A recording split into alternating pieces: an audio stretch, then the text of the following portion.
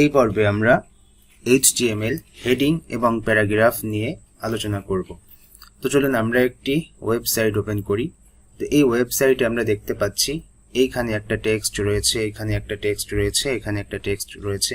তো এই যে আমাদের ওয়েবসাইটের নেম, এই নেমটা কোন ট্যাগ দিয়ে ইনসার্ট করা হয় বা কোন ট্যাগ দিয়ে তৈরি করা হয়, এটি হেডিং ট্যাগ দিয়ে তৈরি করা হয়। এইখানে যে আমরা টাইটেলটা দেখতে পাচ্ছি এটিও হেডিং ট্যাগ দিয়ে তৈরি করা হয়। এখানে আমরা একটা ডেসক্রিপশন দেখতে পাচ্ছি, এটি প্যারাগ্রাফ ট্যাগ দিয়ে তৈরি করা হয়। সেম ভাবে আমরা যদি একটু নিচের দিকে স্ক্রল করি তো আমরা এখানে দেখতে পাচ্ছি এটি আমাদের হেডিং ট্যাগ দিয়ে তৈরি করা হয়েছে, এটা প্যারাগ্রাফ ট্যাগ দিয়ে তৈরি করা হয়েছে। আমরা যদি প্রত্যেকটা পোস্টের ভেতরে যাই, এইখানে আমরা দেখতে পাচ্ছি এটিও হেডিং ট্যাগ দিয়ে তৈরি করা হয়েছে, এটি প্যারাগ্রাফ ট্যাগ দিয়ে তৈরি করা হয়েছে।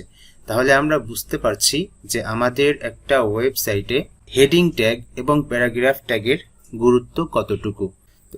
এরপরে আমি আমার কম্পিউটার থেকে ভিজুয়াল স্টুডিও কোড এডিটরটি ওপেন করছি। ওপেন করার পর আমাদের এখানে HTML ফোল্ডারটি সিলেক্ট করা আছে। আমি সেই ফোল্ডারের ভেতরে একটি ফাইল ক্রিয়েট করতে চাচ্ছি, হেডিং অ্যান্ড প্যারাগ্রাফ।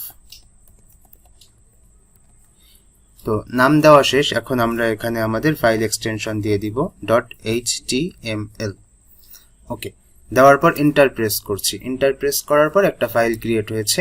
এখন আমরা এখানে আমাদের হেডিং এবং প্যারাগ্রাফ কিভাবে ইনসার্ট করতে হয় সেটি দেখব। তো প্রথমে আমাদের যেহেতু HTML এর যে ডিফল্ট বা যে বেসিক কোড আছে সেই কোড আমরা এখানে জেনারেট করে নিচ্ছি। তো HTML ক্লোন 5 দিয়ে আমরা সেই ট্যাগগুলো জেনারেট করে নিয়েছি।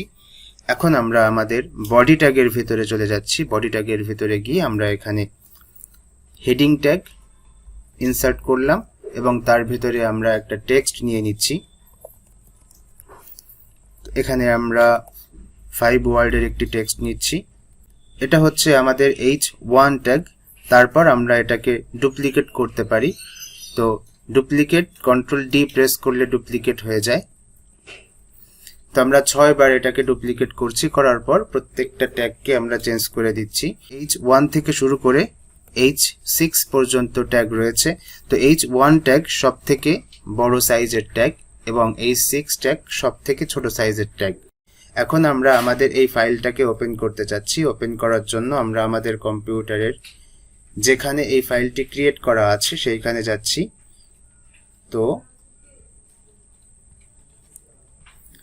এই যে আমরা দেখতে পাচ্ছি হেডিং অ্যান্ড প্যারাগ্রাফ.html, এটাকে আমরা রান করছি। রান করার পর দেখতে পাচ্ছি এই আমাদের H1 ট্যাগ, এই H2, H3, H4, H5, H6 এই 6টি ট্যাগ HTML এর রয়েছে। তো এই ট্যাগের ভেতর থেকে সাধারণত H1, H2, H3 এই 3টা ট্যাগ সব থেকে বেশি ব্যবহৃত হয়, বাকি ট্যাগগুলো খুব বেশি ব্যবহৃত হয় না। ওকে, তো এই ছিল আমাদের হেডিং ট্যাগ। আমরা যদি প্যারাগ্রাফ ট্যাগ দেখতে চাই তাহলে আমরা আবারও আমাদের এডিটরে চলে আসছি। আসার পর প্যারাগ্রাফ ট্যাগকে P দিয়ে লেখা হয়। তো আমরা এখানে P দিচ্ছি। P দেওয়ার পর কিবোর্ড থেকে ট্যাব প্রেস করলে আমাদের প্যারাগ্রাফ ট্যাগটি চলে আসছে। এখন আমরা এখানে একটা টেক্সট নিয়ে নেব। তো আমরা ভিজুয়াল স্টুডিও কোডের পক্ষ থেকে আমরা একটা টেক্সট জেনারেট করে নিচ্ছি। এখানে আমরা 40 ওয়ার্ডের একটা টেক্সট জেনারেট করছি, করে Ctrl+S প্রেস করে সেভ দিচ্ছি। সেভ দেওয়ার পর তারপর আমরা আবারও আমাদের ব্রাউজারে গিয়ে আমাদের এই ফাইলটাকে রিলোড দিলে আমরা দেখতে পাচ্ছি এই আমাদের প্যারাগ্রাফ ট্যাগ।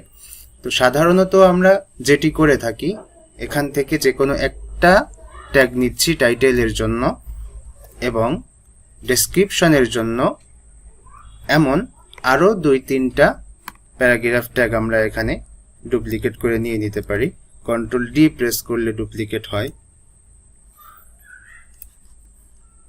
তো এভাবে আমরা এখানে এই পর্যন্ত রেখে Ctrl+S প্রেস করে সেভ দিচ্ছি। সেভ দেওয়ার পর তারপর আবারও আমরা ব্রাউজারে গিয়ে এটিকে রিলোড দিচ্ছি। দিলে দেখতে পাচ্ছি আমাদের ফরম্যাটিংটা এমন হয়েছে। তারপর এই যে 2টা এলিমেন্ট, এই 2টা এলিমেন্টের উপরে যদি আমরা CSS অ্যাপ্লাই করি, স্টাইল অ্যাপ্লাই করি, তাহলে এই জিনিসগুলো দেখতে আরো সুন্দর হয়, যেমনটা ছিল আমাদের এই ওয়েবসাইটে।